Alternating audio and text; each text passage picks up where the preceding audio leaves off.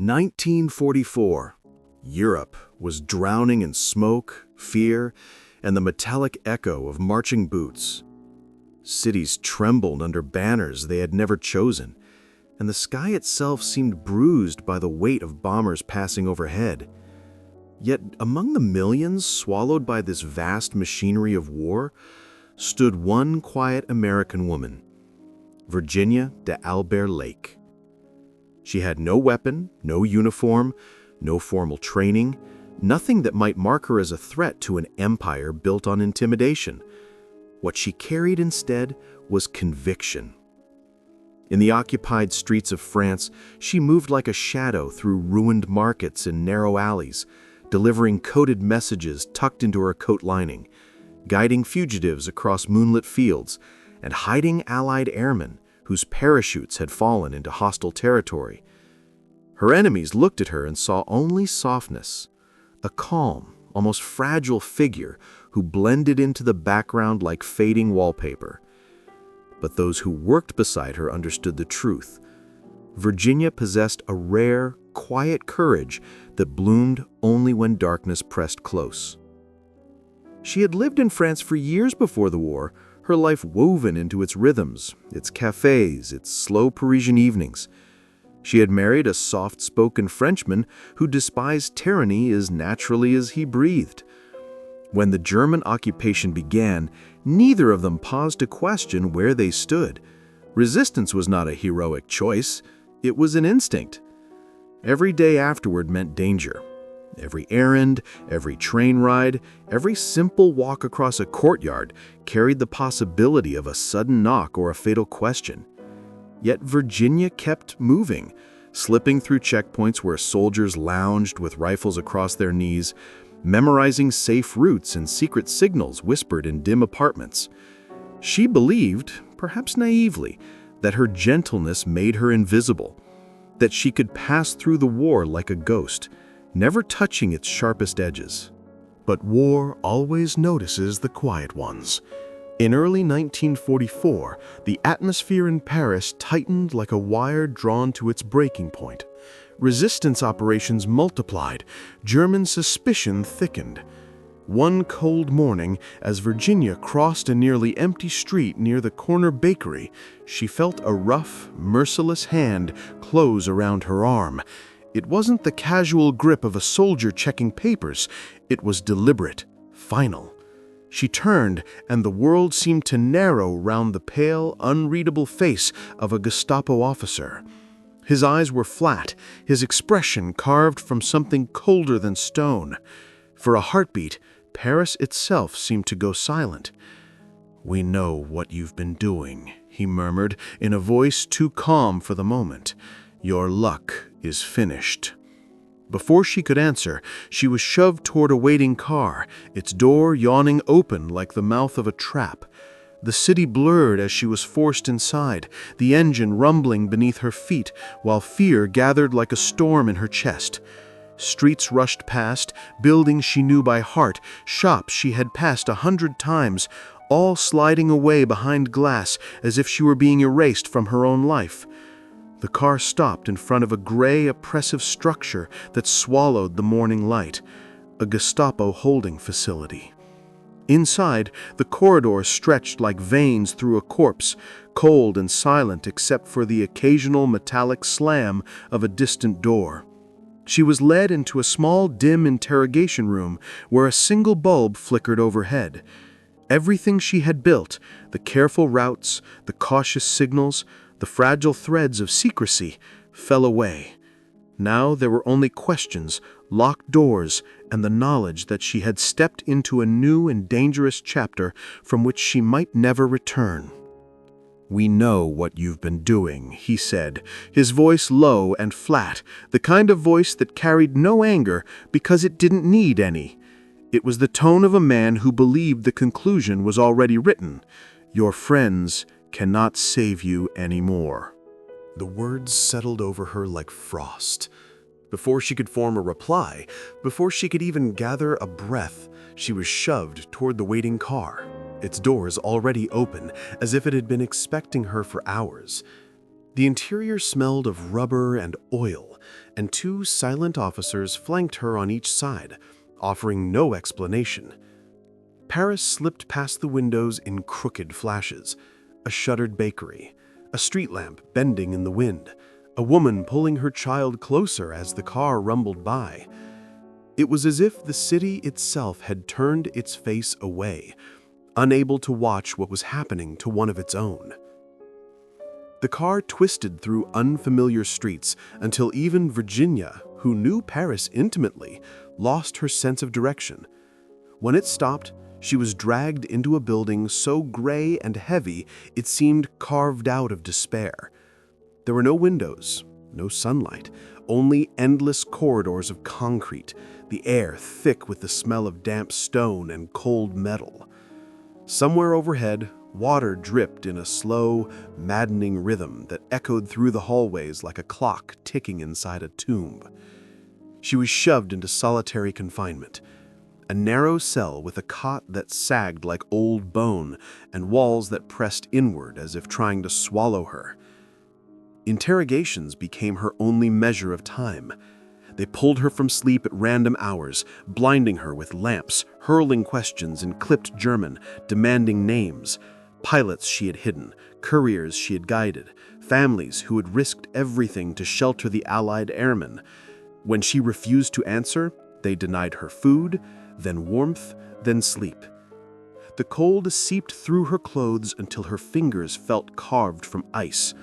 Her lips split, each swallow scraped her throat raw, and her body trembled constantly from exhaustion.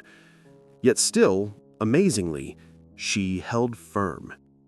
Every time they demanded she speak, she let silence be her shield. Not once, not for a second, did she consider betraying the lives that depended on her. Eventually, the interrogators realized she would not break. Not with threats, not with deprivation, not with the crushing isolation of a cell meant to shatter the mind. So they chose a different punishment, one reserved for those considered particularly dangerous or particularly defiant. They marked her for transfer to Ravensbrück, the most feared women's concentration camp in the Reich. The news was delivered without ceremony. A guard simply informed her she would be moved, his tone suggesting the matter was no more important than shifting crates in a warehouse. But the name Ravensbrück settled in her stomach like a stone. Even prisoners whispered about it. Women sent there did not simply suffer, they disappeared. The camp rose from the landscape like a wound that refused to heal. When Virginia arrived, she was greeted not by officers, but by snarling dogs lunging against their chains, by guards shouting orders in harsh bursts, by the foul smell of overcrowded barracks where thousands of women breathed the same stale air. The moment her foot touched the ground, she was no longer Virginia de Albert Lake. She was a number, a unit, an entry in a ledger that counted human beings as expendable resources. They stripped her, shaved her, pushed her through processing like cattle being moved through a chute. Each step felt like being peeled away from herself, layer by layer, until the woman she had been in Paris was nothing more than a memory in a place designed to erase memories entirely. Inside the barracks, she found rows of wooden platforms, stacked 3 levels high, packed so tightly that turning over in sleep required negotiation with the stranger beside you. The air was thick with sickness, sweat, and the sour stench of bodies struggling to survive on starvation rations. Days blurred into a brutal rhythm, forced labor from dawn until darkness, endless roll calls that stretched for hours in freezing air, punishments doled out without reason or warning. Every morning was a question: who will collapse today? Who will vanish before nightfall? And every night she lay awake, listening to the quiet, desperate breathing of women who had been strong once, who still tried to be strong even now. Yet even in Ravensbrück, where brutality was a daily ritual, something inside Virginia refused to die. She clung to small moments, a whispered conversation, a piece of stale bread shared in secret, a glimpse of sky between the barracks roofs. These scraps of humanity, fragile as they were, kept her tied to the world beyond the barbed wire. She had survived interrogation. She had survived the first days in the camp. And deep inside, under the hunger, under the fear, under the exhaustion that tried relentlessly to hollow her out, she held on to the belief that she might survive the rest. Life in Ravensbrück stripped away every comfort. The women endured freezing mornings, endless roll calls, and back-breaking labor that turned hands to bone and skin to dust. Hunger gnawed constantly, a hollow ache that lived in the stomach like a creature with teeth. Diseases spread rapidly through the barracks, carried on the breath of exhaustion and the damp chill that seeped into every crack of the wooden bunks.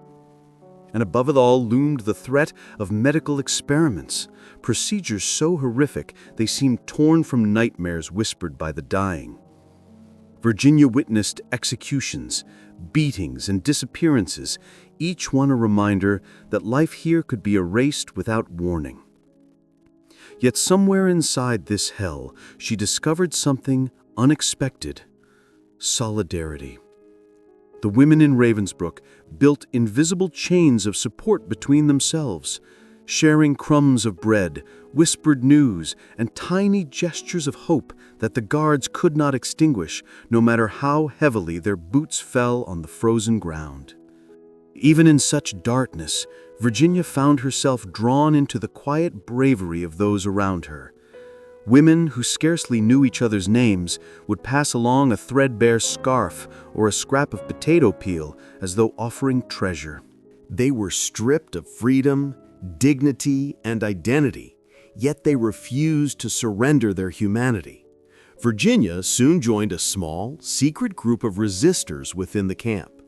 These women forged connections, traded information, and found ways to hide small objects that could one day become their tools of liberation. Using quick fingers and quieter courage, Virginia began collecting anything she could steal from the guards: scraps of cloth, loose threads, bits of metal, even broken buttons. To the SS, these were worthless, garbage swept from tables or kicked aside in the mud. But to the prisoners, they were priceless fragments of possibility. She used the materials to sew tiny pouches, hidden pockets, and makeshift containers used to pass messages from one block to another. At night, when the barracks fell into uneasy silence, she would lie curled on the narrow plank of her bunk, stitching in the dark with the smallest movements she could manage. Her hands shook from cold and hunger, but her determination steadied them. She became part of the silent machinery of rebellion, a hidden thread in a growing tapestry of resistance. The guards never suspected the quiet American woman with hollow cheeks and tired eyes was constructing the delicate tools that carried hope across the camp. Months passed, each day leaving deeper marks on her body, bruises that never fully healed, muscles that ached from endless labor, and a fatigue that clung to her bones like frost.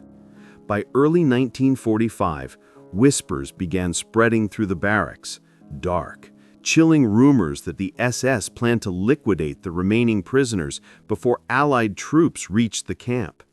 Women huddled together at night, whispering in French, Polish, Dutch, Russian, languages braided by fear. Panic rippled across them like wind through dead grass. There would be no mercy, no negotiations, no last-minute bargains. If they stayed, they would die.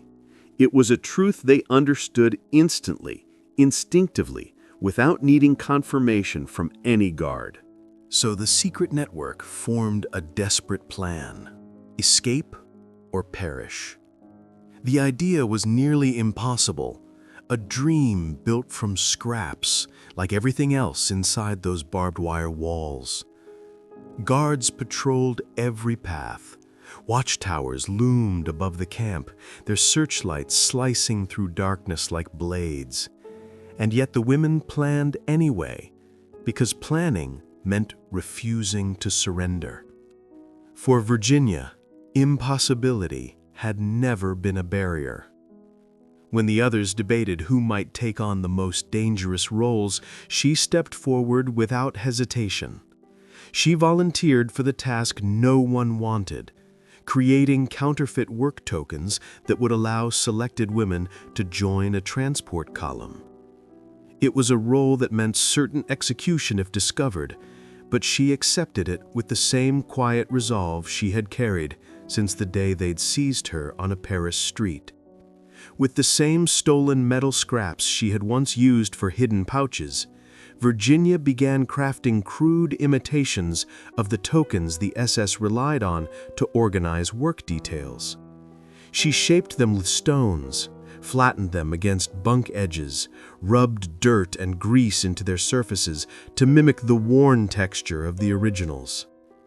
In a place designed to break the human spirit, she was performing an act that rebuilt it, even if only for a handful of women. And though her hands trembled and her vision blurred from hunger, she worked with a steadiness that made the others believe, if only for a moment, that escape might truly be within reach. Each token had to look authentic. A single flaw meant instant execution, not even a moment to plead or breathe. The SS didn't tolerate mistakes. They hunted them with the precision of predators. Virginia worked at night, hidden behind beds and blankets, while other women kept watch, their eyes trained on the cracks beneath the barracks door. The darkness became her workshop. She shaped metal scraps into thin ovals, smoothing their edges using stones taken from the workyard, rubbing them until her fingers burned. Then she darkened them with charcoal until they resembled actual camp markers, dull, scratched, handled by countless prisoners before her. Her hands trembled from hunger, but her focus never broke. Hunger could be endured, fear could be suppressed. Failure, however, meant death for all of them. She knew every token she finished meant one more life with a chance to break free, one more woman who might see her home again. Her heart pounded every time a guard passed the barracks door, boots thudding like hammers against the wooden steps. But somehow, night after night, she succeeded, working until her vision blurred and the tokens lay cooling in her palms like small, silent promises. The chosen day arrived in early spring when a damp fog clung to the trees and the morning light was little more than a smear of gray across the sky. The air tasted of wet earth and smoke drifting from the camp's chimneys. The guards barked orders, lining up prisoners for transfer, pushing them into formation with rifle stocks. Virginia stood among them, her breath shallow, clutching her counterfeit token so tightly it cut into her palm. Blood warmed her fingers, seeping between them, but she didn't loosen her grip. Pain reminded her she was still alive, and she intended to stay that way. If the guard noticed the fake, she would die instantly, her body thrown aside as an example to the others. As the officer moved down the line, inspecting each token with disinterest, flipping them with a gloved thumb. When he reached her, he paused, glancing at the metal in her hand as if something about it nudged the edge of his attention. A heartbeat passed, one long eternal second that seemed to swell until it filled her entire world. Then he nodded her through without a word, stepping to the next woman as if she were nothing more than another shadow in the fog. She had fooled him. She was in the column. But the escape had only just begun, and the forest of rifles surrounding them reminded her how easily freedom could vanish again. The women marched for hours, escorted by armed guards and dogs whose growls rumbled like distant thunder. Their shoes slipped on wet soil. Their breath steamed in the cold air. The air trembled with distant artillery, deep booms that rolled across the countryside like the footsteps of something enormous. Allied forces were drawing closer to the region, pushing the Germans toward desperation. The uncertainty made the guards jittery. Several barked conflicting orders, shouting at one another, their nerves stretched thinner with each passing minute. Confusion thickened like smoke around the column, and, for the first time, the prisoners sensed the balance shifting, not toward safety, but toward opportunity. That chaos was the prisoners' only chance. As the column approached a wooded area where the trees stood dense and dark like a wall of silent witnesses, a few women darted into the trees with sudden bursts of courage. The guards reacted with gunfire, shouting, flashing lights that cut through the fog in wild beams. Dogs snapped at their leashes, straining toward the fleeing shadows. But in the confusion, Virginia ran. Her legs felt like brittle sticks, but adrenaline pushed her forward, tearing her away from the line, from the guards, from Ravensbrück itself. Branches whipped her face, mud clung to her shoes. Her breath came in ragged bursts, but she didn't stop, not when bullets cracked through the air behind her, not when the ground dipped beneath her feet, not even when the forest swallowed her and turned the world into a maze of roots and mist. She had crossed the line between death and possibility, and now the only thing left was to outrun the world that wanted to drag her back. Branches slashed her face as she sprinted through the underbrush, tearing at her hair and clothing. Every muscle in her body screamed with exertion, her lungs burning with the sharp bite of cold air that cut like knives. She didn't dare look back.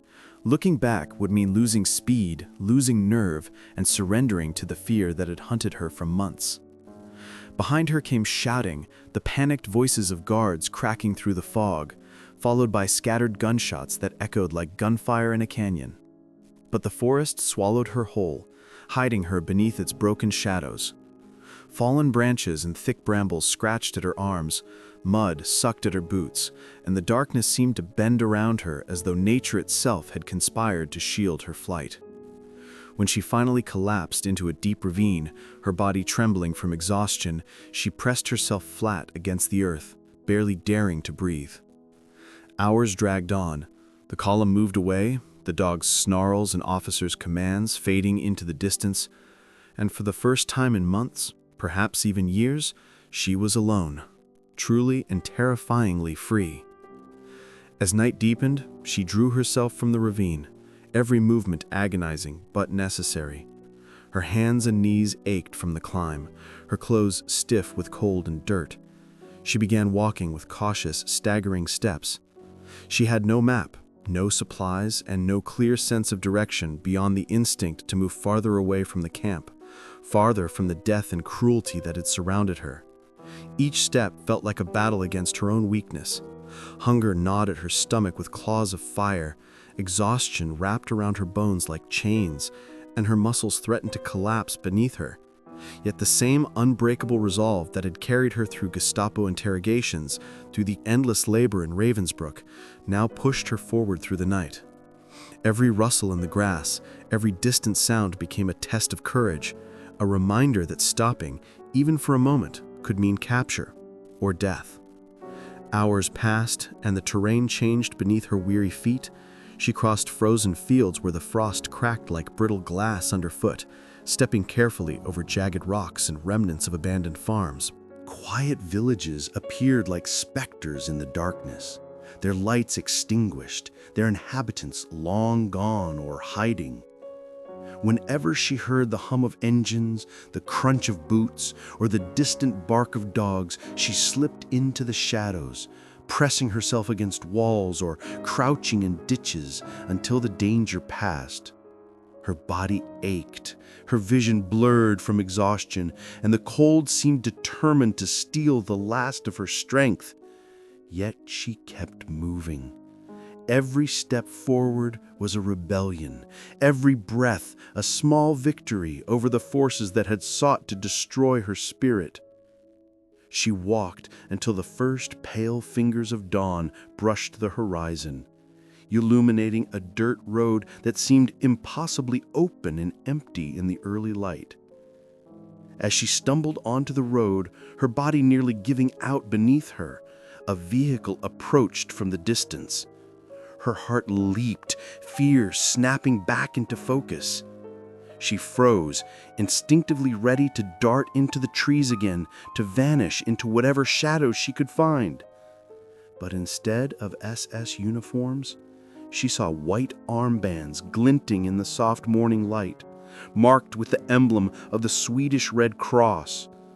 Relief surged through her so suddenly that she nearly collapsed. The rescuers were moving through liberated territories, searching for survivors from the camps. And in that instant, she realized that someone, somewhere, had not forgotten her existence. They rushed to her side, their voices gentle but firm, guiding her into the warmth of their presence. She tried to speak, but only a fragile whisper emerged, hoarse from days without proper food or water. They wrapped her in blankets, lifting her into the truck, and offered her warm broth that burned through her throat and filled her hollow stomach. Tears blurred her vision, not from fear, not from shock, but from the overwhelming realization that she had survived. She had made it. Against all odds, she had escaped the horror of Ravensbrück. She was alive, and for the first time in what felt like an eternity, she could feel the faint, trembling stirrings of hope returning to her heart. Virginia survived the war, though she carried the scars, both visible and hidden, like a map etched into her body and soul. Her hands bore the marks of labor and struggle. Her eyes held the shadows of what she had witnessed, and her spirit carried the memory of months spent under the suffocating grip of Ravensbrück. Yet she refused to remain silent. She understood that survival without memory was a hollow victory, and so she devoted herself to ensuring that the world would not forget what had happened. She helped track down missing women from Ravensbrück, searching through fragmented records, interviewing survivors, and piecing together the stories of those who had vanished into the machinery of the camp. She gave testimony about the conditions, the executions, the hunger, and the terror, speaking in courts and at gatherings, letting her voice carry the weight of the truth. Her courage, once hidden in shadows and whispered meetings, transformed into a beacon in the post-war years. Through her example, she demonstrated that resistance can take many forms. Not all heroism is grand or visible. Sometimes it lives in quiet defiance, in small acts of bravery, in the decision to survive despite overwhelming odds. She became a tireless advocate for the memory of those who could not speak for themselves, and a mentor to others who struggled to find their own strength in the aftermath of war. Every meeting she attended, every letter she wrote, carried the weight of her experience and the weight of responsibility she felt toward the countless women whose voices had been silenced. She spoke of Ravensbrück not with bitterness alone, but with a steady, unwavering insistence that the horrors be remembered, that humanity learn from the darkness. Her story became a symbol of what ordinary people, armed only with courage, can endure, and of how even in the worst conditions, solidarity, cunning, and hope can survive. She showed the world that courage does not always march across a battlefield. Often it walks softly, invisibly, in the quiet persistence of those who refuse to surrender. Her escape from Ravensbrück stands as one of the rarest feats of survival in the camp's grim history. Against the sprawling machinery of oppression, she remained unbroken. Against the cruelty of her captors, she preserved her humanity, offering compassion to others even while her own life hung by a thread. She moved with intelligence, determination, and care, proving that hope can manifest not only in great acts of rebellion, but in the careful, deliberate choices that keep a life alive. When the column marched and guards shouted, when the forest and Thross tested her body and resolve, she ran, not with reckless abandon, but with purpose, guided by an instinct for life that refused to be extinguished. Her escape was more than survival. It was a statement that even the most confined, the most oppressed, can find a path through darkness into daylight. Virginia's story reminds us that hope can take root in the bleakest corners of humanity. It can grow quietly in fear, in hunger, in exhaustion, in despair. And when the moment comes, when the opportunity presents itself, it can surge forward with unstoppable force, carrying fragile lives toward freedom. She proved that courage is not always loud, not always celebrated, and not always recognized immediately. Sometimes it lives in the shadows, in the act of refusing to break, in the unspoken defiance that can topple even the most oppressive systems. Virginia Delbert Lake walked through darkness and emerged into light, a living testament to the enduring power of human resilience. Her life became a bridge between past and future, a reminder that even amidst humanity's worst horrors, the spirit of hope can survive, guiding others toward survival, freedom, and ultimately, the possibility of a world rebuilt from courage and compassion.